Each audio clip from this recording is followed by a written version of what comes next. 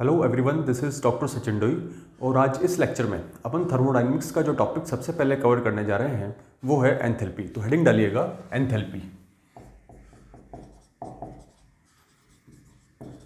Enthalpy को अपन capital H से denote करते हैं।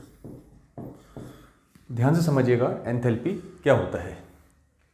किसी भी सिस्टम का एक कांस्टेंट प्रेशर पर जो भी हीट कंटेंट है उसको अपन उस सिस्टम की एंथैल्पी कहते हैं। तो लिख लीजिए heat content of A system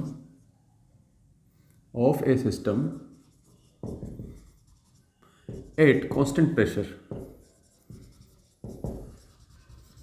pressure. यहां ध्यान देने वाली बात यह है कि प्रेशर को कांस्टेंट रखा गया है। Heat content of A system eight constant pressure is called enthalpy. इसके लिए एंथैल्पी को किस मैथमेटिकल एक्सप्रेशन से अपन एक्सप्रेस करेंगे उसको अपन देखिएगा डिराइव करते हैं। देखिएगा कैसे करेंगे derive. From first law of thermodynamics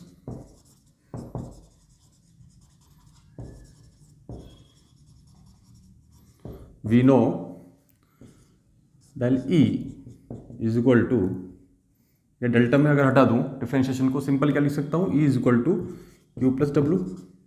clear. और W को अगर प्रेशर वॉल्यूम के रूप में अगर इसको एक्सप्रेस करूं तो क्या लिख सकता हूं, E is equal to Q minus PV। Clear. इसको रीअरेंज करूं अगर मैं तो Q is equal to E plus PV। Clear.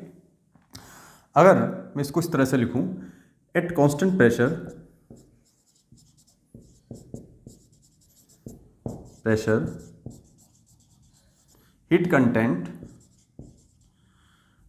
Heat change can be given as, constant क्या है प्रेशर और हीट चेंज है। क्लियर। तो दोनों तरफ अपन इसको डेल्टा से मल्टीप्लाई करेंगे।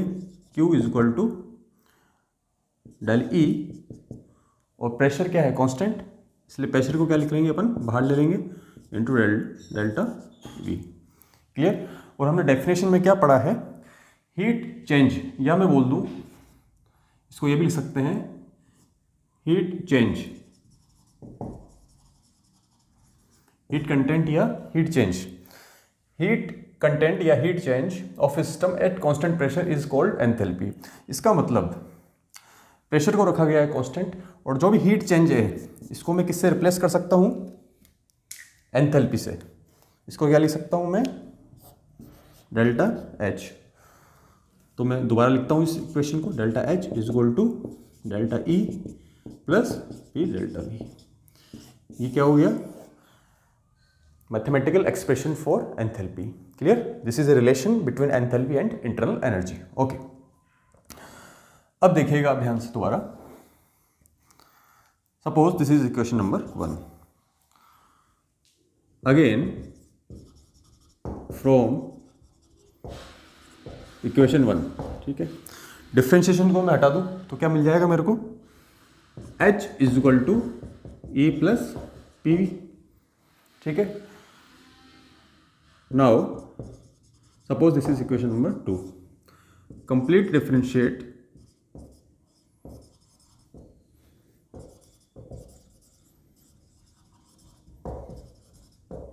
of equation 2। इसका कंप्लीट डिफरेंशिएशन करता हूं मैं तो क्या मिलेगा मेरे को, delta H is equal to delta E plus delta PV। अभी अब क्लियर नहीं है कि प्रेशर को कांस्टेंट रखा है या वॉल्यूम को, इसलिए अपन ने डेल्टा दोनों के बाहर रखा है। Clear. Okay. For ideal gases we know PV is equal to nRT। PV is equal to nRT. Put this value of PV in this equation. Okay, what we get? Delta H is equal to delta E plus nRT. Clear? बात समझ में आई। यहाँ पे delta, ये दोनों क्या है, constant, plus are और टी क्या है, कांस्टेंट, इनको बाहर निकाल लूँ और क्या मिलेगा मेरे को, ठीक है। यहाँ पे G stands for gases, okay, और डेल्टा एन जी क्या है यहाँ पे, delta N G is equal to change in gaseous moles, change in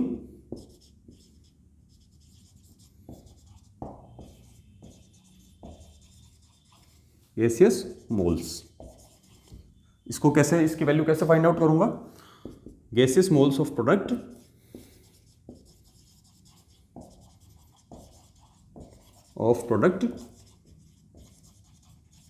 minus gaseous mole of reactant. Clear. एक एग्जांपल से अपन इसको समझेंगे।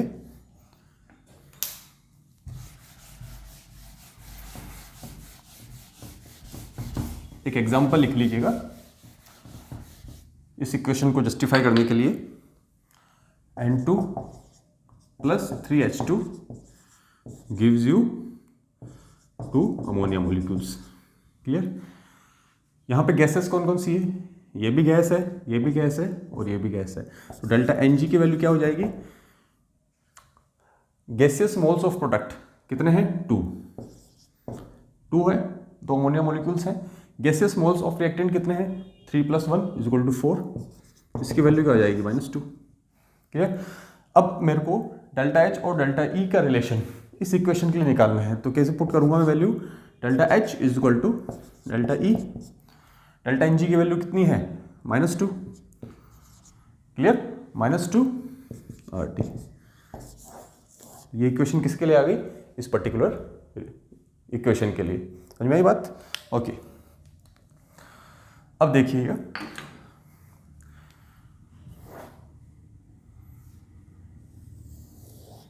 अपन को क्या मिला है, delta H = delta E plus delta N G RT।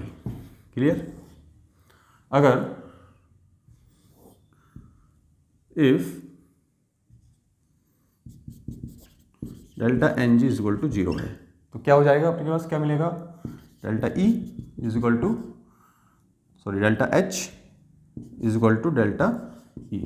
Means when delta Ng = 0, what we find delta H = delta E. If delta Ng = negative, जैसे कि अपन ने इस इक्वेशन में देखा है, तो क्या होगा, क्या मिलेगा आपको, delta H = delta E minus RT। Clear. ये नेगेटिव हो जाएगा, means delta E will be greater than delta H. बात समझ में आई, क्योंकि delta H = delta E minus delta N G RT है। इसका मतलब डेल ई में से कुछ घटेगा, और घटेगा तो इसका मतलब क्या हो जाएगा, डेल्टा एच की वैल्यू क्या हो जाएगी, कम हो जाएगी डेल्टा ई से। ठीक है। If delta N G = positive, तब क्या होगा, डेल एच = क्या होगा, डेल ई प्लस, इसका मतलब डेल्टा एच क्या होगा, डेल्टा एच कब मिलेगा आपको, जब डेल ई में कुछ अमाउंट ऐड किया जाएगा। इसका मतलब delta H will be greater than delta E. ठीक है। ये कुछ आपके एग्जाम्स में कुछ क्वेश्चंस बन के आ सकते हैं, उसके लिए मैंने कुछ एक्सप्लेन किया आपको। ठीक है। ये जो बात हुई अपनी एंथैल्पी के बारे में। अब हेडिंग डालिएगा हीट कैपेसिटी, हेडिंग डालिएगा heat capacity.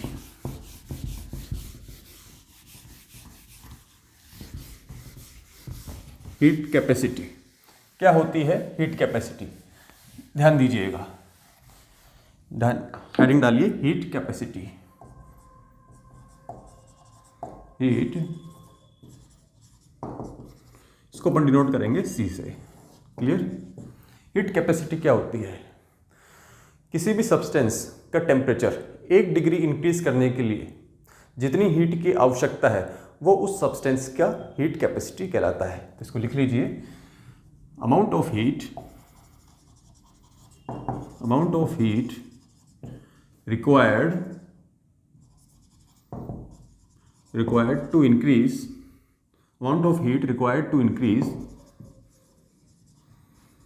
increase temperature of a substance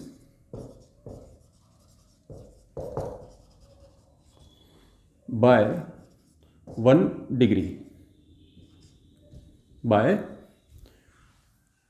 1 degree is called heat capacity. Clear? Amount of substance, amount कितना भी हो सकता है, 1 ग्राम, 1 मोल, 10 ग्राम, कितना भी, एनीथिंग, ठीक है। इसका मतलब अगर अमाउंट कम होगा तो उस सब्सटेंस का टेम्परेचर 1 डिग्री बढ़ाने के लिए हीट की जो आवश्यकता है वो कम होगी। अगर अमाउंट बहुत ज़्यादा होगा तो ज़्यादा हीट की आवश्यकता होगी। इसका मतलब हीट कैपेसिटी कैसी प्रॉपर्टी है, इंटेंसिव या एक्सटेंसिव?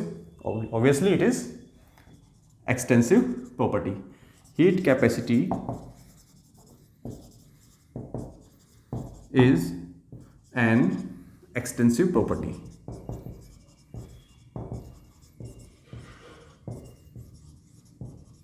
बात समझ में आई? कैसे इसको मैथमेटिकल फॉर्मूले में किस तरह से लिखूंगा? That is dq by dt। Okay, इसकी अगर यूनिट की बात करूं मैं तो यूनिट क्या हो जाएगी इसकी? जूल पर डिग्री। डिग्री मतलब अब वो केल्विन भी हो सकता है या डिग्री सेल्सियस भी हो सकता है। आपको तो बस 1 डिग्री बढ़ाना है, चाहे केल्विन में बढ़ाओ या डिग्री सेल्सियस में बढ़ाओ। ओके, ये बात हुई आपकी हीट कैपेसिटी के बारे में। अब देखिएगा आप specific heat capacity.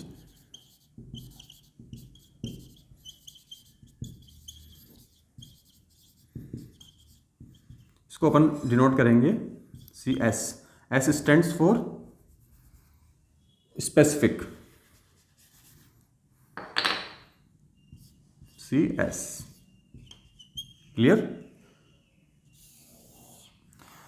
Heat capacity में अपने कितने अमाउंट की बात करी?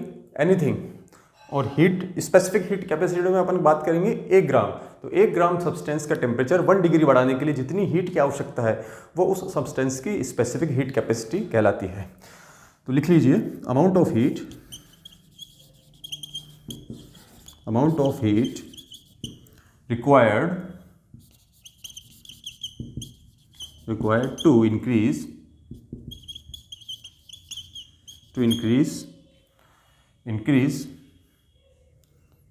amount of heat required to increase temperature of 1 gram substance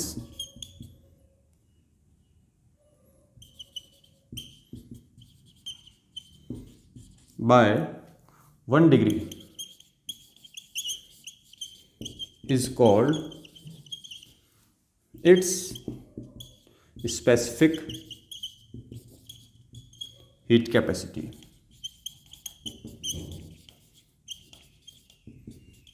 बात समझ में आई?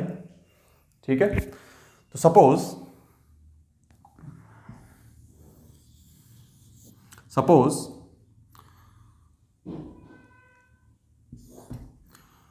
W ग्राम सब्सटेंस का टेम्परेचर 1 डिग्री बढ़ाने के लिए कितनी हीट की जरूरत है? उसके हीट कैपेसिटी के बराबर। ठीक है, तो 1 ग्राम सब्सटेंस का टेम्परेचर 1 डिग्री बढ़ाने के लिए जितनी हीट की आवश्यकता है दैट इज, इसको क्या कहेंगे अपन? उसका स्पेसिफिक हीट कैपेसिटी। तो मैथमेटिकल एक्सप्रेशन क्या मिला आपको? हीट कैपेसिटी और स्पेसिफिक हीट कैपेसिटी में क्या रिलेशन हो जाएगा? C is equal to specific heat capacity into weight. Clear बात समझ में आई? ओके, अब देखेंगे अपन मोलर हीट कैपेसिटी। देखिएगा ध्यान से, molar heat capacity,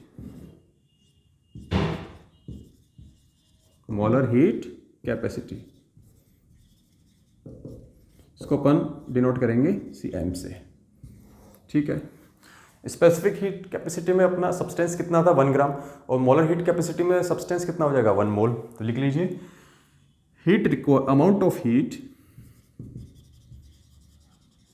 amount of heat required to increase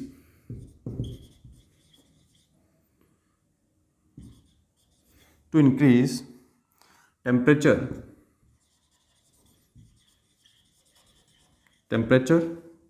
of 1 mole of substance by 1 degree is called its molar heat capacity। बात समझ में आई? क्लियर? अब देखिएगा ध्यान से,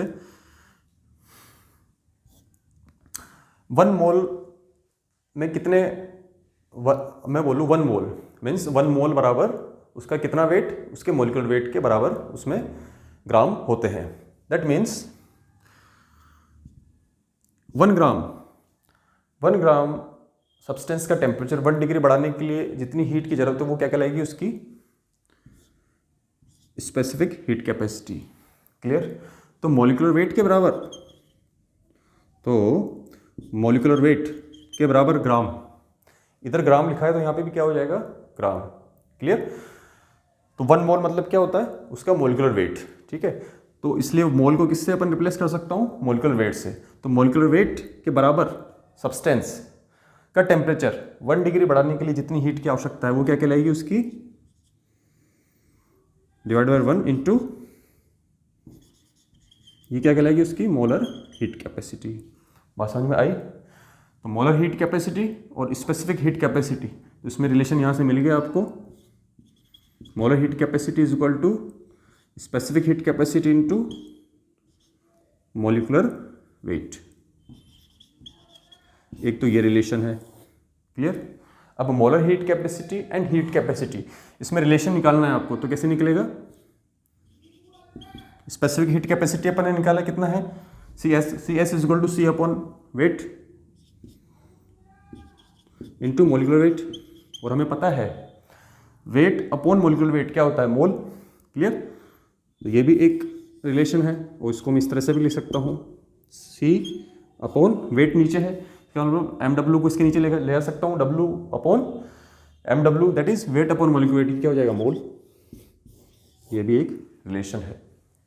अब ध्यान से समझिए आप एक चीज जो मैं आपको बताना चाह रहा हूँ, molar heat capacity will be always greater than specific heat capacity, क्योंकि स्पेसिफिक हीट कैपेसिटी को उसके मोलिकुलर वेट से अपन मल्टीप्लाई कर रहे हैं। इसका मतलब C M will be always greater than molecular wait,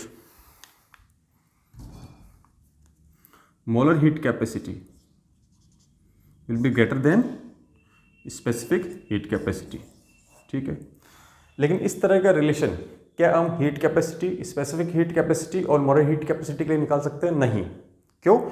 क्योंकि स्पेसिफिक हीट कैपेसिटी में जो अमाउंट लिया है वो 1 ग्राम से ज़्यादा भी हो सकता है या कम भी हो सकता है, क्योंकि अपन ने देखिए लिख रखा है substance amount of heat required to increase temperature of a substance. अब इसका अमाउंट स्पेसिफाई नहीं किया है, कितना अमाउंट है, जो भी अमाउंट दिया है आपको एनीथिंग, वो 1 ग्राम से ज़्यादा भी हो सकता है या कम भी हो सकता है, या 1 मोल से ज़्यादा भी हो सकता है या कम भी हो सकता है। तो अपन लिख सकते हैं इसमें relation between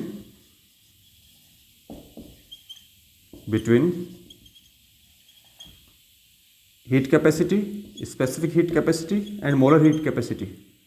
clear? Relation between heat capacity, specific heat capacity and molar heat capacity is not possible. बात समझ में आई? ओके, अब एक चीज और देखिएगा आप ध्यान से,